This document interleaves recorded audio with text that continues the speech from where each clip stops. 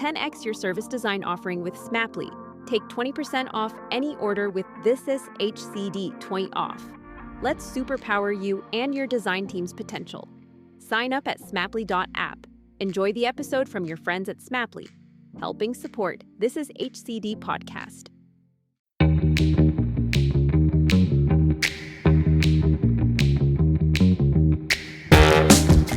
Welcome to Talking Shop.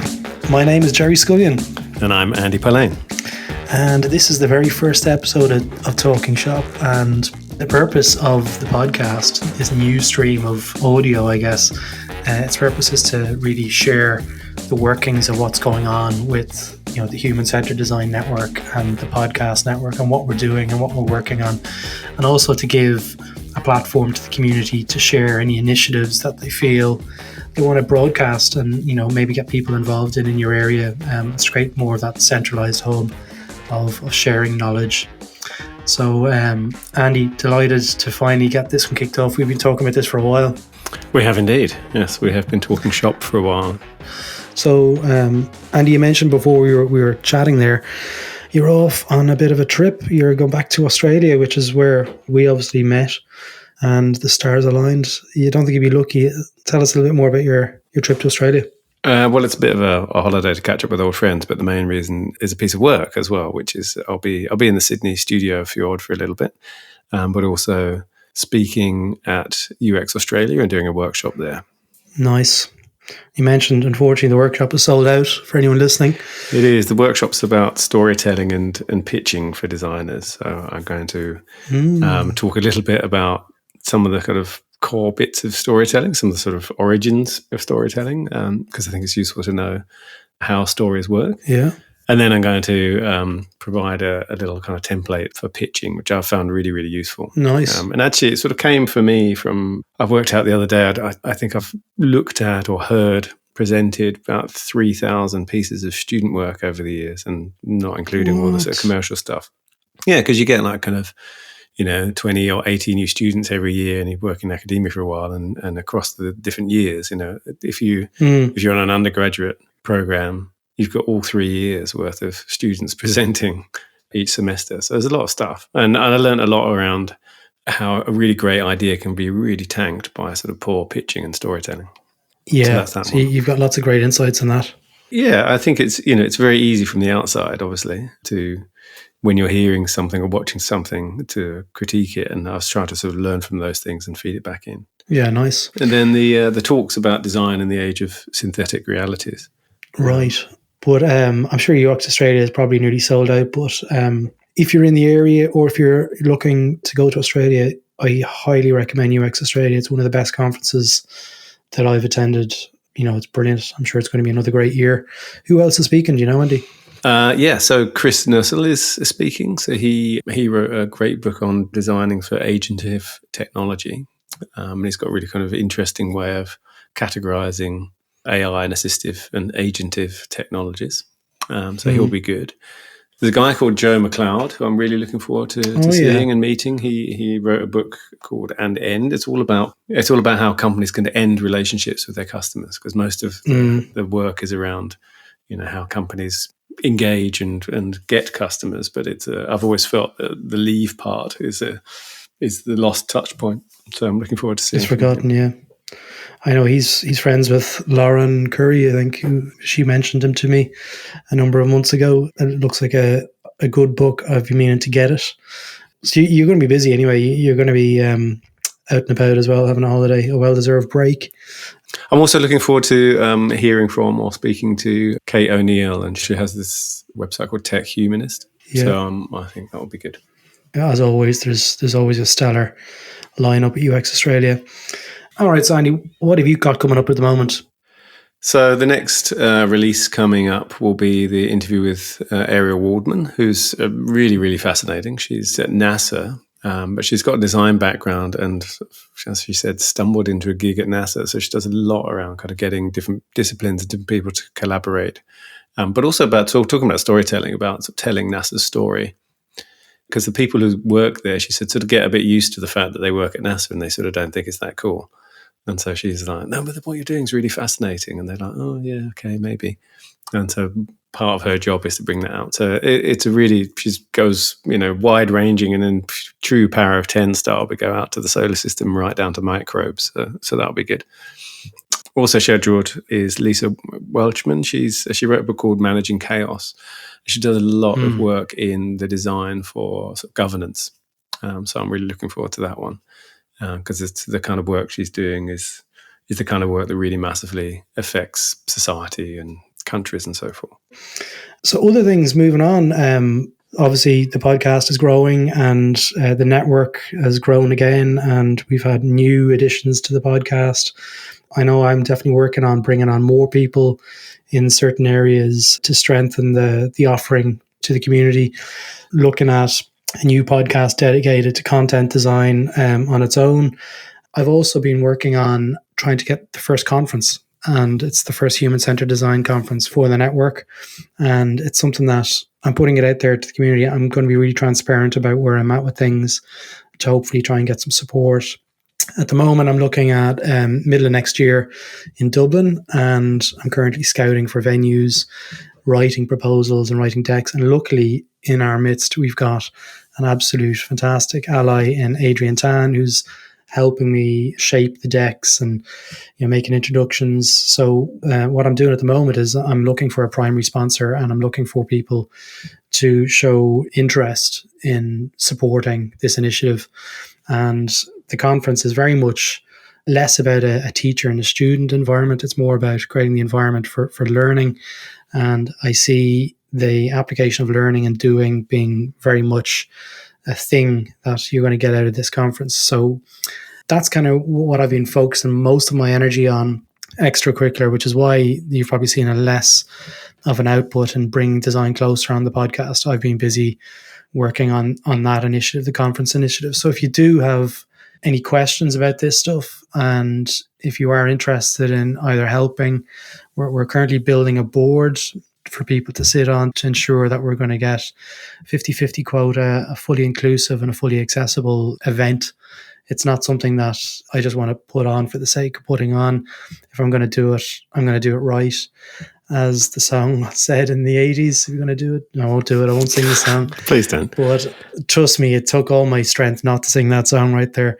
But it's something that I really believe in. And I think there's a huge amount of potential in the community that we're building here together, and with all the other hosts and the community. So coming together for one event a year, it really excites me. And I know I've spoken to you at length about this as well, how this might look. I think it's pretty exciting. So that's great. There's where we just talked about UX Australia. There's obviously the Service Design Conference and so forth. So what do you want to achieve with this one, and how do you want to do things differently? It's a good question, and it's something that has followed through from the origin of, or the inception of, the whole human-centered design network. And at that time, I identified that there was an overwhelming appetite for the need for learning in multiple disciplines, not just in UX or service design, or it's cross into the other worlds of business. So whether that's product management or business design or BAs, whatever it is, I really truly believe that to practice human-centered design, you need to be human-centered. And the Human-Centered Design Conference will be positioned a little bit differently, but bringing all those subgroups together to work collaboratively. And I would see it being much more around learning in a one-day experience, and then the second day would be the application of those methods, potentially on a social situation that's real and it's live. And we would have the support of maybe an NGO of some sort, where you could end up having like 200 or 300 people working on a real problem to deliver real value back into the world. So in that way, it's probably 50% conference, 50% massive workshop. And I think it's a really, really great opportunity to learn as well. That sounds great. So where are you at the moment with it? Where I'm at the moment, and again, I'm being totally transparent, I'm much more about sharing this thing early, getting support, as opposed to like doing it blind and not having support from anyone. I've had a couple of people reach out to me in my close network to offer support. I know Adrian Tan has been fantastic, and there's a few other people locally in Ireland that are helping connect me with larger businesses who could potentially provide that primary sponsorship to enable a venue, to book that venue for 2020. It's something it's high risk if I was to go and put my own money down and it backfired, I could lose my shirt in this. So it's something that I really want to share the journey on. And, it's obviously a little bit more of a risk to broadcast it in its early stages, but it's iterative. We're going to improve, and I do believe we're going to get there. And I think when it all happens, it'll be a fantastic event and a fantastic occasion. Other things we want to chat about, we've got a bit of a giveaway in this episode to launch. We've got Kai Brack over in Melbourne, a German fantastic independent publisher. He creates a magazine called Offscreen. Kai has offered to give away very generously 5 or 10 magazines to give away on this new podcast. So they're super generous. They're $20 each, right? They're $20 each. And he's independent. Like, it's not like, you've got a massive publisher who's just like, there's $10 and post them over to us. This is, the way Kai has built his name and his brand and his publishing business is brilliant. And we're not getting paid for this. This is definitely just a hat tip to Kai and his initiative. He's been working on this for 7 or 8 years. Again, he follows the same kind of principles that I do. He's very transparent about how much the magazine makes. He's published some great articles on that and how he runs his business. But we're not going to even do any questions in this. All we need you to do is go to the website, upload a question for future consideration on the Talking Shop podcast. So if you just go to thishishcd.com, you'll see over on the right-hand side, there's leave us a voicemail. Just leave us a voicemail with a question that you'd like to ask us. Could be about anything. And myself and Andy will do our best to get back to you. And if you get included, then you get a magazine. Andy, I know you are an absolute book fiend. Tell us what you've been reading. I have been reading quite a lot. So I was reading some stuff around Jung. So my wife's a Jungian analyst, so we share a bookshelf sometimes. I've also been reading Stephen Johnson's Wonderland. I really love Stephen Johnson's stuff, but it's about how play made the modern world, and his argument is that we always talk about changes in kind of technology or changes in the world being kind of driven by the market and being driven by technology and so forth. But his point is really that most technological developments actually come through sort of developments into play and entertainment and leisure. Yeah, so that's pretty good. Nice. What's that book called? It's called Wonderland by Stephen Johnson. We'll drop a link in the show notes for that. It sort of triggered me because of that's what my PhD was all about, play. PhD was on, yeah.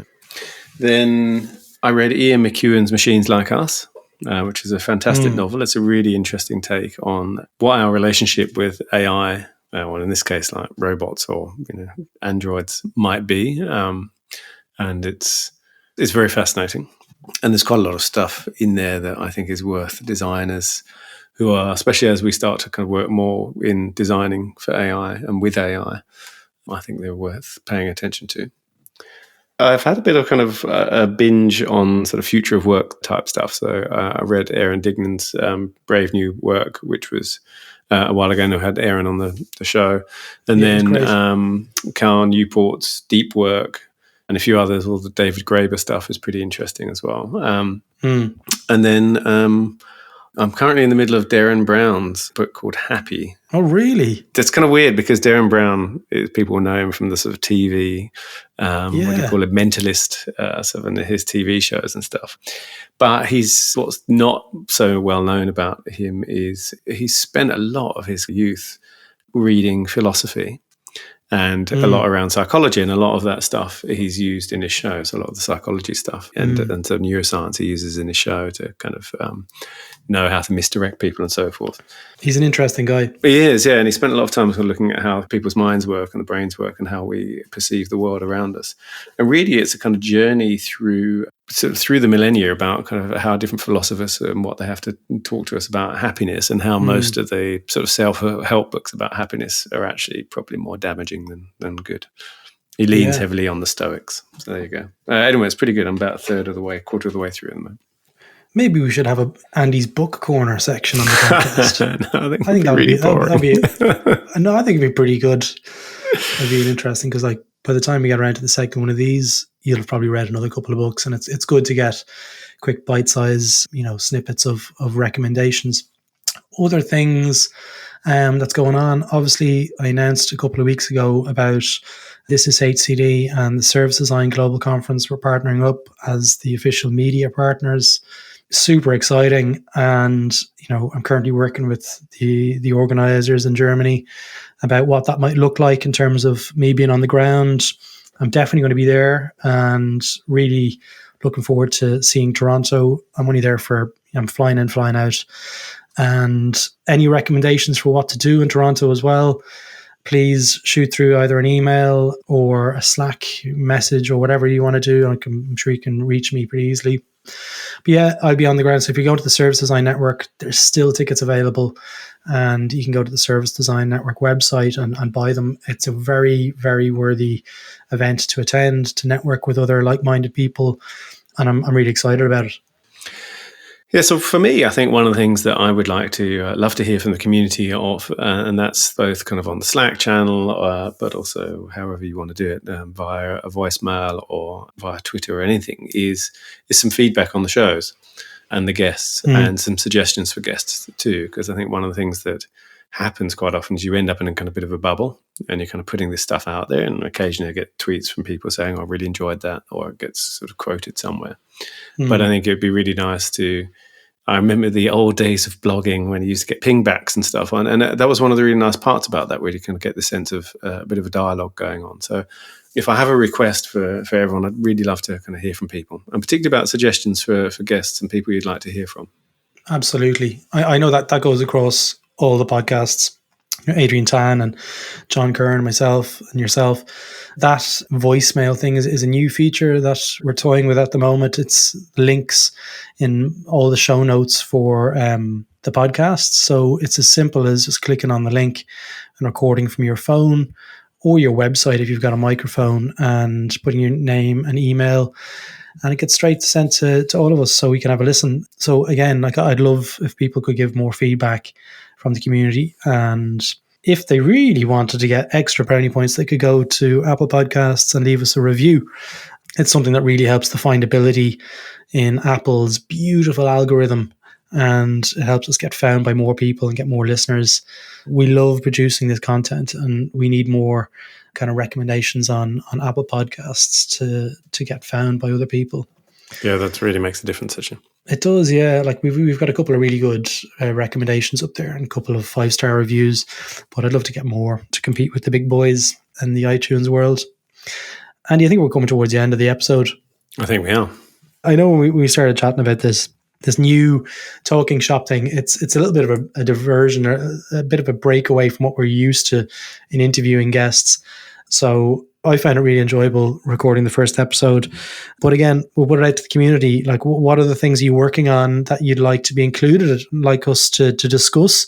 Feel free to go to thisishcd.com, leave a voicemail, tell us what you're working on. You could be anywhere in the world. We want to give a shout out and support to anyone who's doing human-centered design activities. Maybe you've got a job that's opening as well, and you're trying to find someone. We're happy to give a shout out to to businesses that are doing really good work and are looking for great people. So feel free to shoot through any JDs, and we're happy to include them. Before we wrap up this episode of the first Talking Shop, myself and Andy really want to give a shout out to Pete, who is our editor over in Melbourne. And I can honestly, wholeheartedly say that Pete makes me sound at least twice as intelligent than I actually am, and 4 times more intelligent than Andy actually is. So Pete, thank you so much for all your wonderful editing. We really enjoy your work and working with you in this. All right, so that brings us to the end of the episode. Over to you, Andy. So look, thanks for listening to Talking Shop. Again, if you want to learn more about any of the other shows on the This is HCD network, you can visit thisishcd.com, where you'll find Prod Pod with Adrian Tan, Ethnopod with Dr. John Curran and guests, and Bringing Design Closer with some guy called Gerry Scullion, and of course my podcast, Power of 10. You'll also find the transcripts, and a shout out to Klaus, who does all those transcripts, and links and anything we've talked about in this episode. You can join the Slack channel and sign up to the newsletter and connect with other designers around the world. I'm Polaine on Twitter, and Gerry is Gerry Circus. Thanks for listening, and see you next time. Bye.